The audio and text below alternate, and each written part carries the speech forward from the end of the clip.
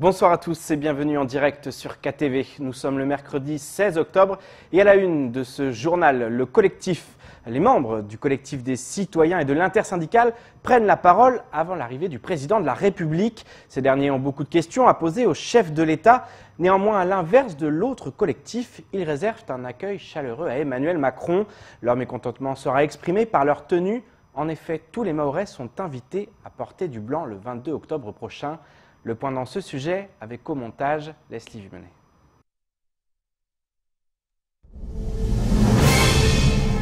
L'association, le collectif des citoyens de Mayotte, a décidé de s'exprimer à quelques jours de l'arrivée du chef de l'État.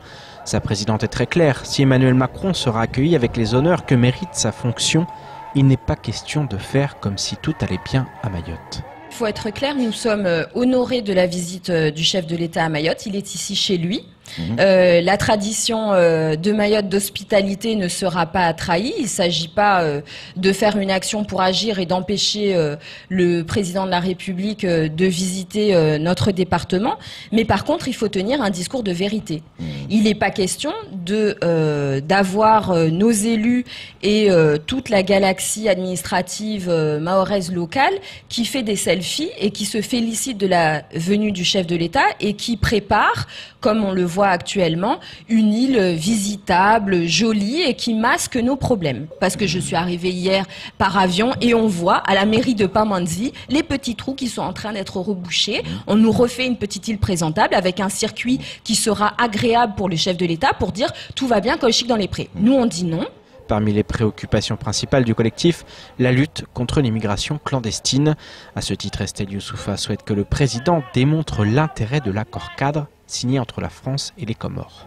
Immigrer, ça veut dire rentrer sur le territoire. Lutter contre l'immigration clandestine, ça veut dire empêcher ces personnes d'entrer sur le territoire. Ce n'est pas tel que la préfecture le fait, c'est-à-dire faire du chiffre pour les expulser.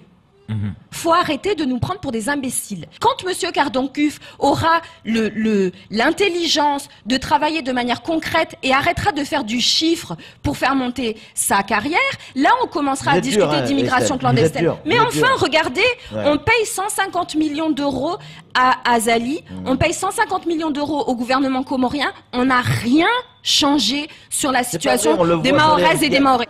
Si la colère est toujours aussi vive du côté du collectif et de l'intersyndicale, aucune manifestation n'est prévue le jour de l'arrivée du président.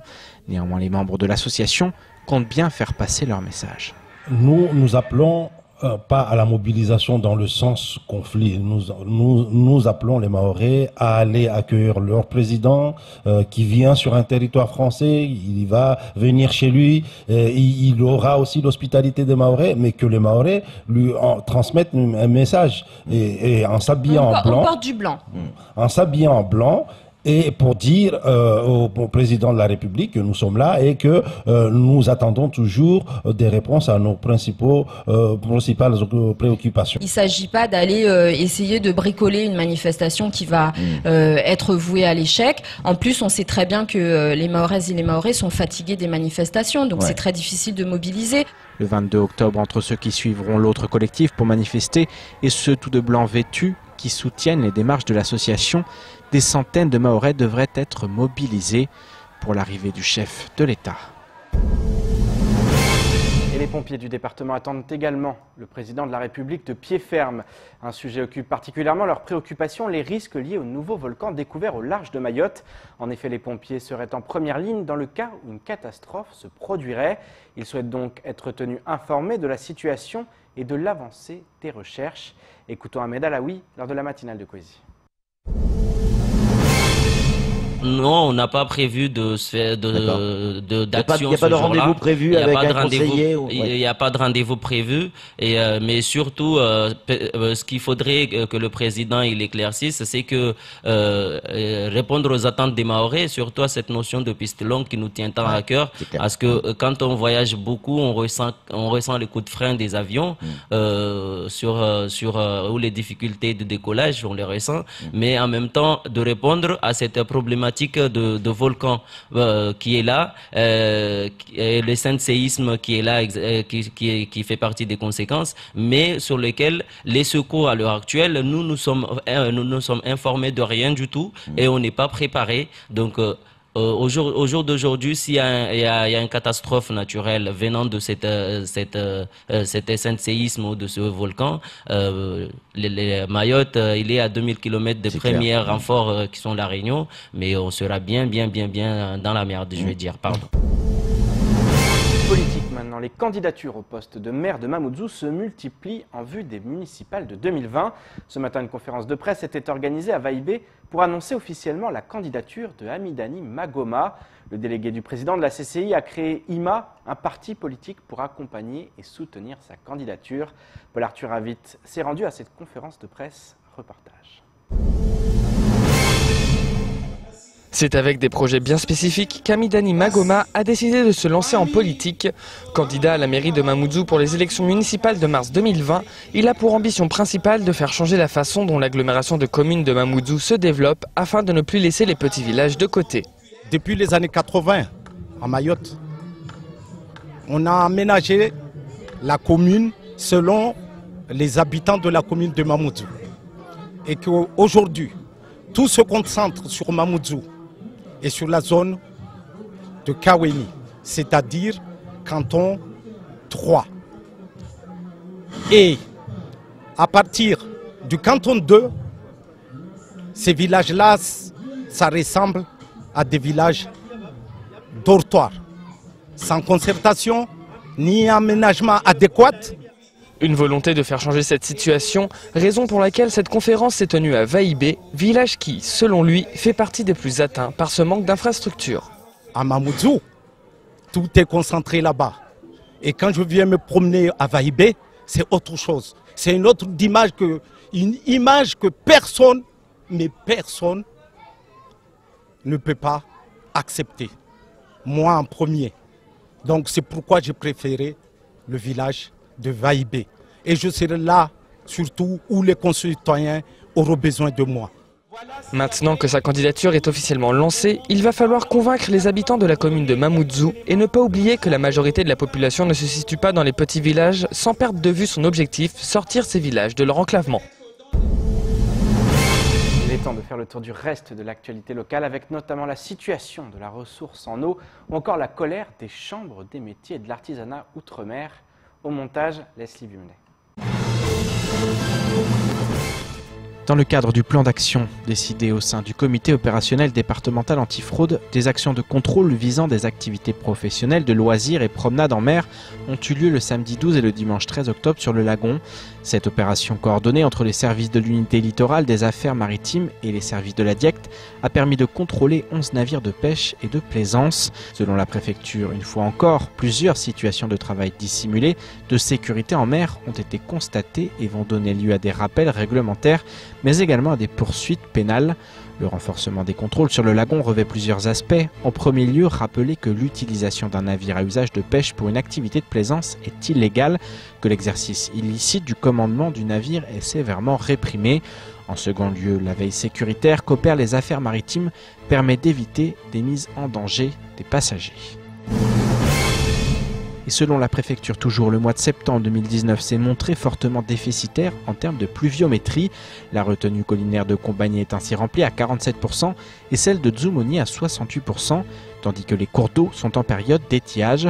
Cette situation a conduit la préfecture à accélérer le rythme du comité de suivi de la ressource en eau qui se réunit désormais de manière hebdomadaire sous l'autorité du préfet ou du secrétaire général afin d'envisager les mesures à engager et suivre la mise en œuvre dans les meilleurs délais du plan d'urgence signé le 27 février 2017 pour un montant de 25 millions d'euros.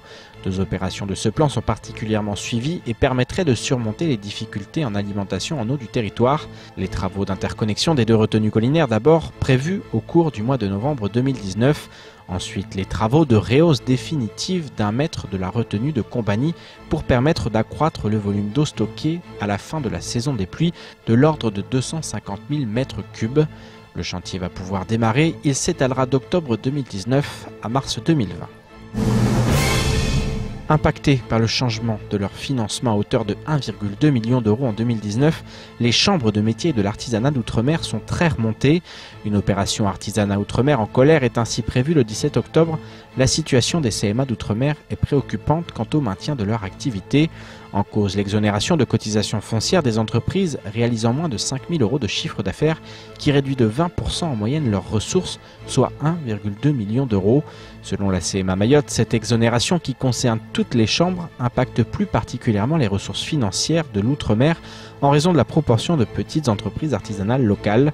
L'impact pour la CMA Mayotte atteindrait les 250 000 €. Les présidents des chambres d'outre-mer ont signé une motion demandant au gouvernement de considérer leurs spécificités territoriales et d'appliquer des mesures de compensation au même titre que celles en faveur des collectivités locales. Si rien n'est fait, les chambres de métiers de l'artisanat d'outre-mer se retrouveront à court terme dans l'incapacité de remplir leurs engagements et de réaliser les missions qui leur sont confiées. On termine avec la deuxième édition du Salon du Livre qui s'ouvrira demain sur la place de la République à Mamoudzou. Écrivains et éditeurs de Mayotte, d'Afrique et de l'océan Indien prendront part à l'événement. Nous avons à cette occasion rencontré Ambas Ridjadi. L'écrivain mahorais participe cette année à l'organisation du salon au sein de l'association Elle. Alors comment cette organisation se déroule-t-elle à la veille de l'ouverture? Combien de personnes sont attendues cette année? Un reportage signé Marion Tellier. Amoureux de la littérature depuis sa plus tendre enfance, Ambas Ridjadi n'est plus de ceux qu'on présente. Avec déjà 7 romans à son actif, l'auteur s'inscrit aujourd'hui parmi les écrivains emblématiques de l'île. Des violences faites aux femmes, aux sujets institutionnels en passant par la vie quotidienne des Mahorais. Les thématiques varient sans corrélation particulière des unes aux autres. Toutefois, un point commun les unit. Toutes réveillent l'inspiration de l'auteur. Mes inspirations, c'est en fonction de l'actualité, de ce que je lis, de ce que je regarde, de ce qu'on vient me raconter aussi. Et voilà, ça me donne tout de suite une idée d'une histoire.